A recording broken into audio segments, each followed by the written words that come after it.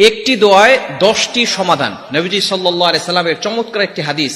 দুশ্চিন্তা দূর হয়ে যাবে যারা ডিপ্রেশনে আছেন, ফ্রাস্ট্রেটেড পিপল যারা আছেন এবং ঋণের বোঝা মাথায়, ঋণের বোঝার কারণে জর্জরিত অবস্থায় আছেন, একটি দোয়ার আমল করবেন। নবীজি সাল্লাল্লাহু আলাইহি সাল্লামের হাদিস আবু দাউদ শরীফের 1555 নম্বর হাদিসের ভিতরে রয়েছে। আবু সাঈদ খুদরি রাদিয়াল্লাহু তাআলা থেকে বর্ণিত চমৎকার একটি হাদিস এবং চমৎকার একটি আমল। সকাল সন্ধ্যা যদি আপনি আমলটি করতে পারেন, আল্লাহ পাক রব্বুল আলামিন দুশ্চিন্তা দূর করে দিবেন, ডিপ্রেশন দূর করে দিবেন। এরপরে আল্লাহ তাআলা অক্ষমতা থাকলে অক্ষমতা দূর করে দিবেন। মানুষ শয়তান, এরপরে জিন শয়তান, সকল প্রকার দুশ্মনী থেকে আল্লাহ পাক রব্বুল আলামিন আপনাকে হেফাজত করবেন। খুবই চমৎকার একটি হাদিস।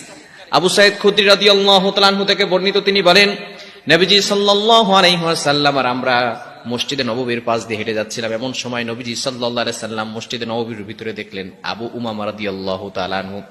আবু উমামা রাদিয়াল্লাহু তাআলা আনহু তিনি মসজিদে বসে আছেন এবং আল্লাহ তাআলার কাছে দোয়া করতেছেন, কান্নাকাটি করতেছেন।